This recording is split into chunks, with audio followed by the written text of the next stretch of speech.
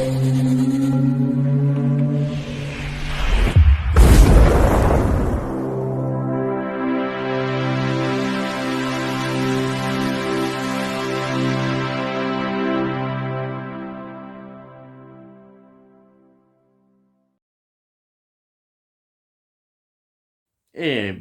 it's me Ian, and in today's video I'm going to take a look at this. This is The Song Remains the Same from 1976 by it's Led Zeppelin. Yes, this is a film that has quite an interesting history behind it. The idea was to not just capture a band at the height of their powers, which Led Zeppelin were at a concert, but trying to add a bit more to that. And it had a full cinematic release as well, and did quite well as well for them. Maybe perhaps more in America than in this country, but now has certainly a recognised a good following in terms of the film. I think it's fair to say there are faults in this film, but I don't think it matters that much. It's an attempt at trying to do something different. Whether it always works is perhaps open to discussion, but I think it's a good attempt, and the heart of the film is still there, that we're seeing Led Zeppelin performing. This is in 1973, the concerts that have been recorded. It was a series of gigs at Madison Square Garden, 1973 in New York, and the events around it. So in the film, we also get footage of events about the concert, particularly the important thing that happened at the time, that there was a robbery, and a lot of the takings were they were stolen, and it was quite a big news item, and that comes into it as well, into the film. The film, in many ways, is a tribute, a mastermind behind Led Zeppelin in terms of looking after their interests and doing the best he could, which is Peter Grant. Peter Grant was a charismatic figure as the band, and now he's recognized as a manager who really looked after his groups. His career started with the Yardbirds. Of course, Jimmy Page was a member of the Yardbirds in the 60s, and he's interesting because, again, he was looking after the interests of the bands, and he made sure that they got their full pay. He took on these promoters, these venues that were not willing to pay what he considered good rates, because they were making a lot of money out of this. He's also it's a guide to the group. He brought the idea that you didn't have to have hit singles. Yes, hit singles were not the be-all and end-all.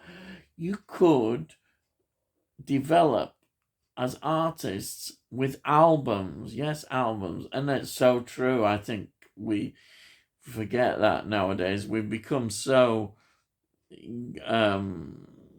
obsessed at sometimes with chart positions and in singles, having that one song, the fix of that song, whereas albums was developed as an art form, as a whole concept. Yes, you did have hit singles in that, but groups like Led Zeppelin and a lot of prog rock groups as well, they just simply did not have single releases. It's an interesting look at that. point in history. Definitely. I mean, the Beatles, you could say, even though they had a lot of hit singles, developed the idea that the album was important as well. Anyhow, I'm going off again. I'm still going off. Um, so this film was had two directors effectively. The first director, Joe Massot, he was removed and replaced by Peter Clifton. Peter Grant was unhappy with a lot of aspects of what Massot had done in this, and so he brought in Peter Clifton. So you had, like, in the film, you had this, like, news items, you had individual fantasy sequences about members of the group. It's interesting that John Bonham, the drummer, he is in this quite a lot. And of course, it's the focus on him is quite interesting because, the tragic end, 1980, he, at 32 years old, he died, and it effectively brought the end to the band. He was such a talented drummer as well, and we see that. And in this film, we see that. And he's also, there's a lovely scene where he's with his young son, Jason, who ended up being a drummer himself and actually playing with Led Zeppelin, again with the other musicians, at a couple of reunions, I think, that they'd had. He was very involved in that. And that's a really good tribute. But yeah, John Bonham is recognised now as one of the all-time great drummers, and you see that in his film. Anyhow, I say they had to do reshoots on some aspects of the concert footage, which they weren't happy with, and that's why I say this new director was brought in. And the film also, they did at Shepperton Studios more filming to put in the inserts. They talk about that if you sort of read about it, interviews and what have you. But yeah, that's an interesting aspect. So it effectively, this was financed by the band, and it was shot on 35mm with the important part, the 24-track quadraphonic sound. That is all part of this. And this is what we get.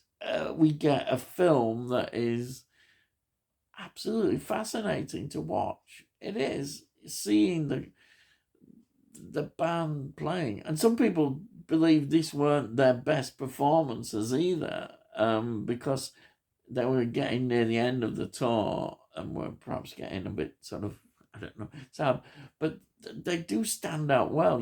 I think the performances are great, and I like the idea behind it, even if it's not totally successful, and it's so enjoyable. It's like a historical record to some extent of the band, and I think that's great to see that.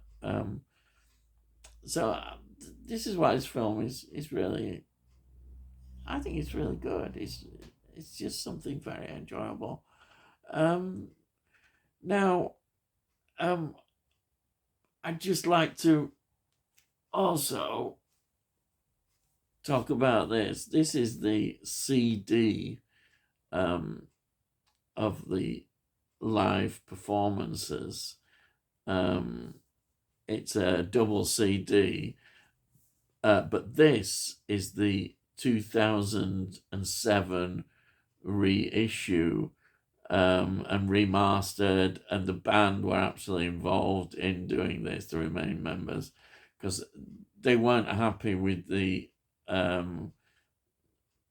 release in 76 of the soundtrack. And this also includes 6 songs which were not on the original. The Black Dog, Over the Hills and Far Away, Misty Mountain Hop, which is quite a very popular one. Since I've Been Living You, The Ocean, and Heartbreaker.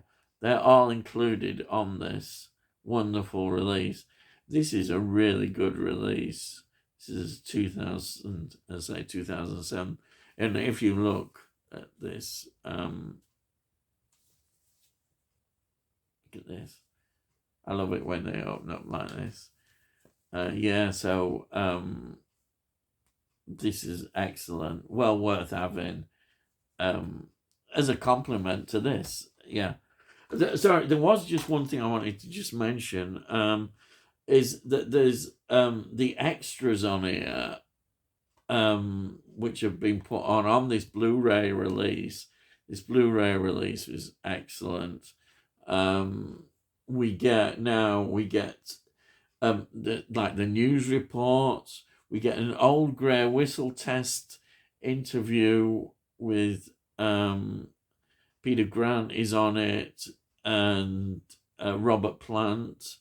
And it talks about the film. It's a fascinating interview.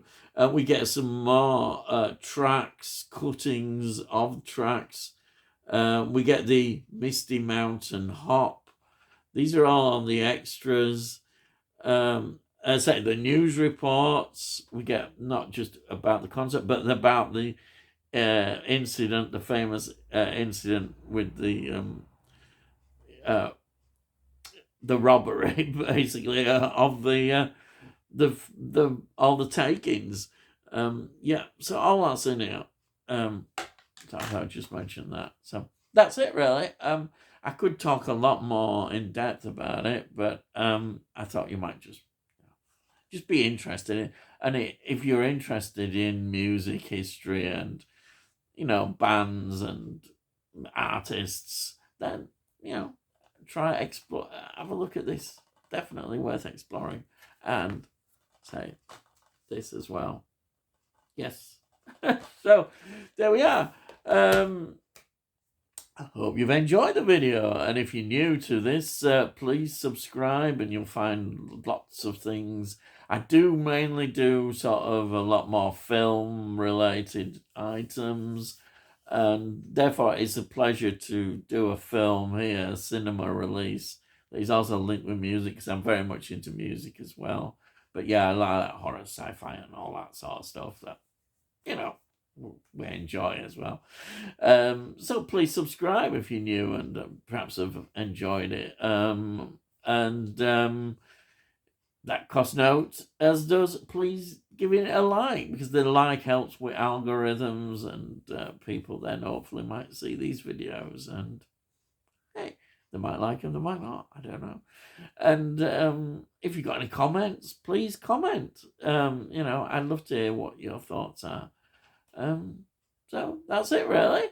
All I've got to say is, I'll see thee again.